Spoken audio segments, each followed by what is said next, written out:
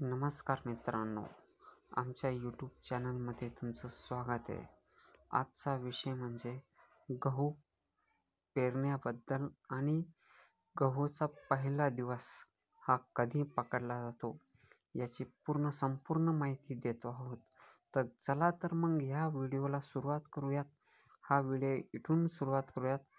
आज समजा आम्ही गव्हाला पहिलं पाणी दिलेलं आहे. पेरून 3 दिवस झालेले आहेत, पण मित्रांनो आमच्या गहू आज समजा किती 22 नोव्हेंबर 2025 ही तारीख आहे. तर मी याच तारखेला गहू पेरला याची नोंद केलेली आहे. मित्रांनो, तुम्हाला एक सांगू इच्छितो, आमच्या या यूट्यूब चॅनलवरती गव्हाबद्दल संपूर्ण माहिती मिळणार आहेत. हे गहू आम्ही स्वतःच्या घरगुती बियाणे वापरलेले आहेत.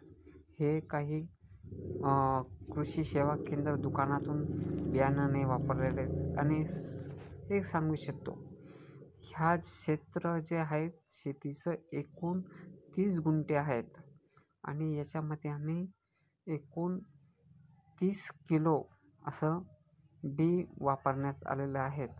तर मित्रांनो, तुम्हाला एक सांगू इच्छितो, प्रत्येक गुंठ्याला 1 किलो किमान गव्हाचं बी वापरलं जातं आणि त्यासोबत पेरण्याच्या वेळेस 2 खताच्या बॅग वापरलेल्या आहेत.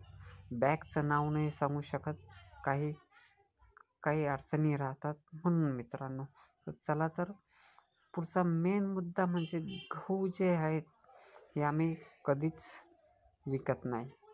हे घरगुती गहूसाठी आम्ही पेरले राहतात, जेणेकरून आपल्याला चांगले गहू मिळाल आणि चांगले वर्षभर घरात दाणा राहील.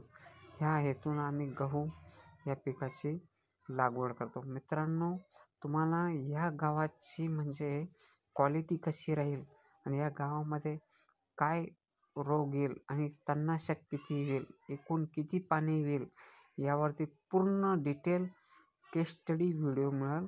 तर मित्रांनो, तुम्हाला जर असं वाटते की आमचं काम बरोबर चालू असेल तर कृपया करून या चॅनलला सबस्क्राईब करा आणि या व्हिडिओ आवडल्यास व्हिडिओला लाईक करा. तर मित्रांनो, तुम्हाला एवढं सांगायचं आहे, आमच्या गव्हाची क्वालिटी काय निघणार आहे, घरगुती बियाणे वापरलेले आहे, योग्य झालेले का नाही झालेले का विकत आणायला योग्य होते, हे तुम्हाला शेवटच्या व्हिडिओमध्ये कळलंच.